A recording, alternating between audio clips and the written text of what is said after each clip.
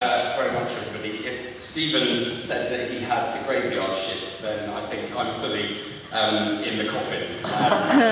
Everybody is presumably waiting for me to finish, so you go home. But very much like Graham Watson before me and my old friend and mentor Simon Hughes, you'll be pleased to know I've only got 42 points I'd like to make.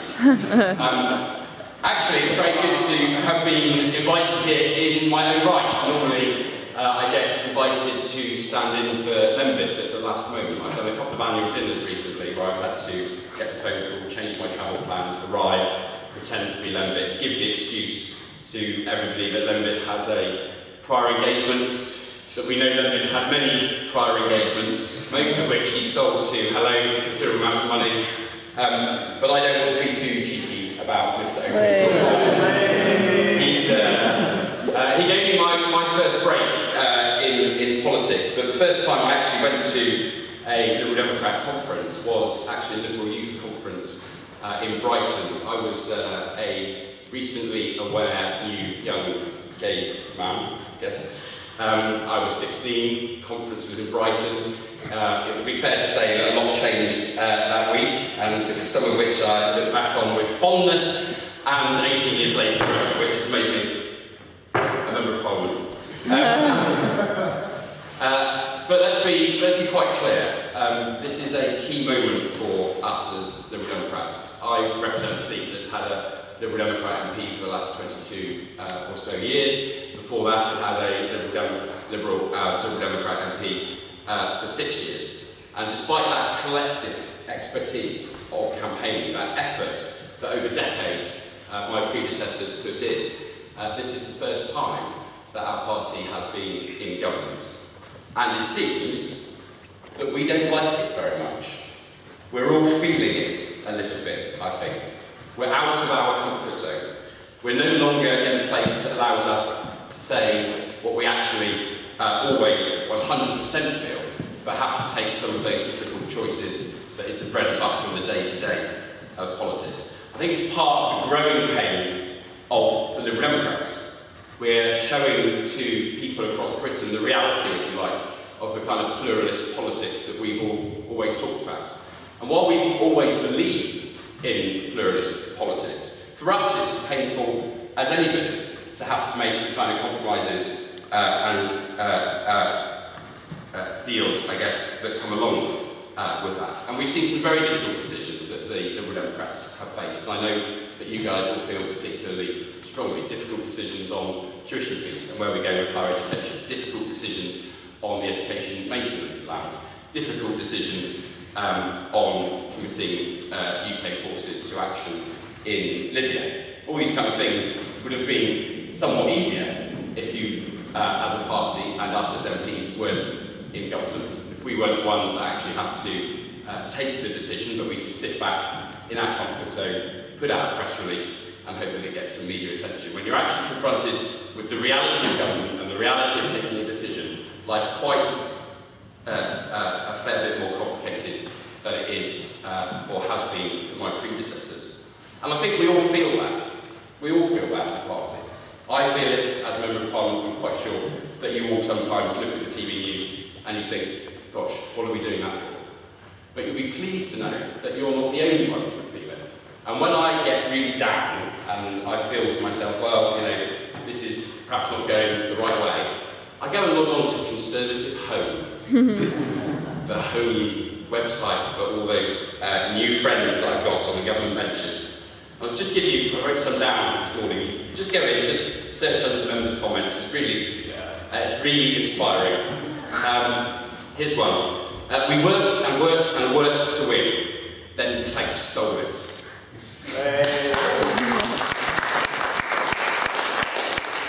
The Clegg tail is wagging the Cameron dog. Now, apart from being an unsightly image, I think it does tell us something about how Conservative members feel about the coalition. Someone tell Cameron to get Nick to Clegg off.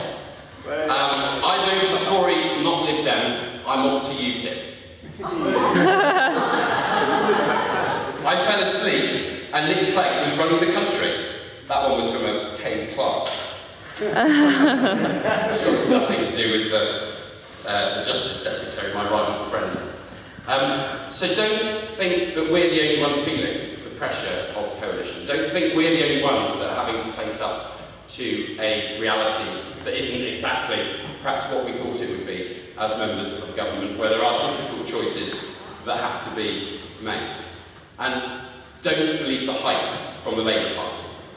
Don't believe the hype about there is an alternative way. Of course there's a debate that we can have, but when Labour MP after Labour MP stands up and says there is an alternative way, but then refuses to spell it out to you, you know you've got them on a sticky wicket. They haven't got a clue what they would cut, what they wouldn't cut. They're trying to capitalise in a way that is, I think, ill behoves a respected opposition party. It's more like an opportunistic party at the moment. They're trying to capitalise on public anger about the mess that they caused. Because even with all the difficult decisions that the government is taking, this year, the Liberal Democrat Conservative coalition will still spend £121 billion more than we get in tax. That 121 billion goes straight onto the national debt. That's the deficit, the 121 billion. We're still going to spend that.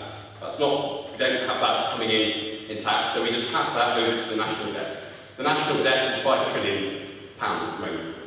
We spend £50 billion this year, £50 billion this year, paying the interest on the national debt.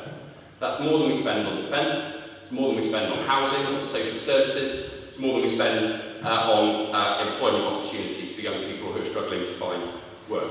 So don't let Labour tell you that there's another way without you asking them to tell us what that other way is. And until the Labour Party can come up with a plan that explains to us in simple language what the alternative is, then they will not have any credibility in this debate. The coalition is having to clean up the mess that they made. And I think sometimes we just need to realise that these other competing parties that we have are not trying to win a moral argument, they're trying to win elections. They're trying to put an argument out there that seems simple, that seems easy, that there is an alternative, but without spelling out to us what that alternative is. And to me, it's a great deceit of the British people, having got us in this mess, to not be clear about an alternative strategy, about getting us out of it. They're providing hope, but actually no roadmap, and I think that's a mistake. And let's also be clear about what we as a party have achieved in government for the first time. Things that wouldn't happen without our influence in government. We've taken 1 million people out of paying income tax. 1 million of the lowest paid workers will no longer pay income tax because of the Liberal Democrat presence in government. Is that something, hand on heart, that you think the Tories would have done by themselves? Is that a concession that we've run out of a deal where actually we're having our tummies tickled by the Tories? Or was it on the front page of our manifesto and is it being delivered by Liberal Democrat ministers in government? What about the £2.5 billion pupil premium? So that a bright kid from a poor background doesn't get overtaken by a less bright kid from an affluent background by age 7.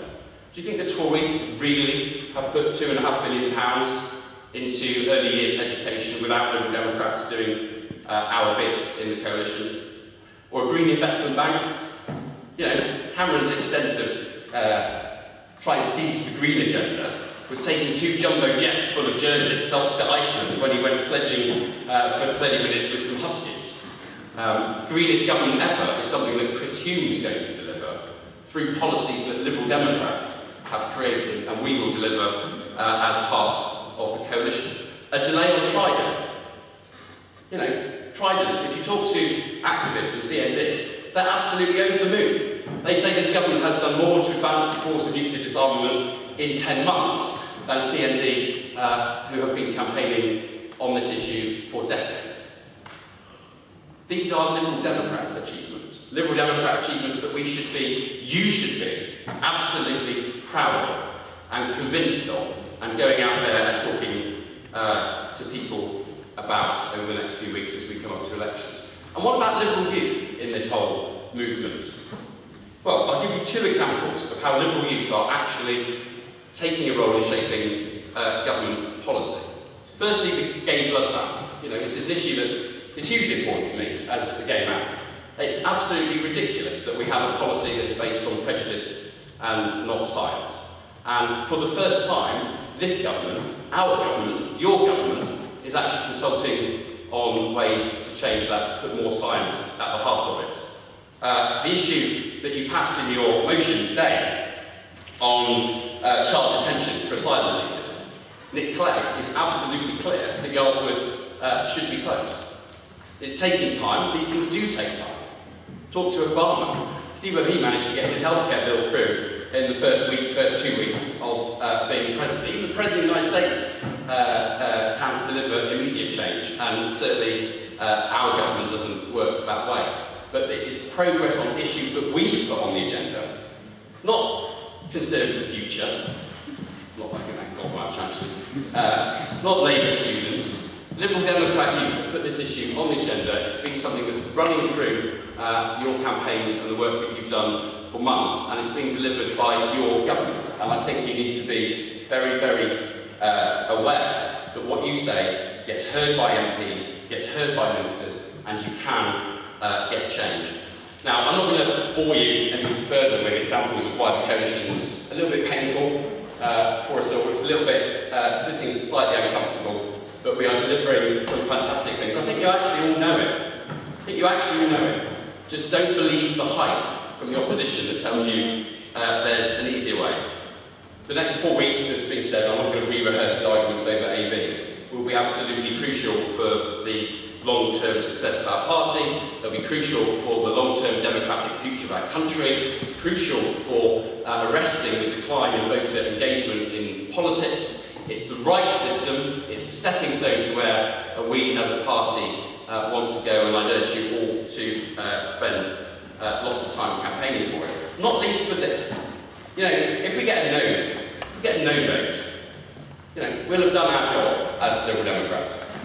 We'll have said to the British people, we really believe that the voting system should change.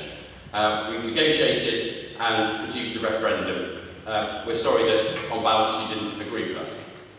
What happens if we get a yes vote? What's that going to do to Conservative backbenchers, who every time this issue is mentioned start spewing green guns out of their mouths? So you can see their heads vibrating, steam coming out and wanting them to explode. No longer would David Cameron be the one perhaps seen to be driving the coalition by many. It would be Nick Clegg who was seen to be in touch with the British people. It would be Nick Clegg and the Liberal Democrats who put this on the agenda and delivered a yes vote and fundamentally changed the way we do engagement and politics in Britain today. That's why it's important that we all go out there. And, you know, I know probably we'll all know this. You know, I didn't choose to be a Lib Dem. Being a Lib Dem chose me. And I suspect that's the thing that we've all got in common more than anything else. That's the thing that makes us a family. None of us are careerists. For goodness sake, most of our candidates lose most of the time. You wouldn't join the Liberal Democrats to be a careerist politician. There are easier ways to do it. And none of us would be here were it not for the thousands of people, like my two predecessors, who kept that flame burning at a point when we weren't in the opinion polls at all. We were an asterisk. Where we had, at one point, enough MPs to have a conference in a telephone box or as on the back of a taxi. We're not there anymore. We are now a party of government. The Liberal Democrats have come of age. Liberal youth, in my view, has come of age too.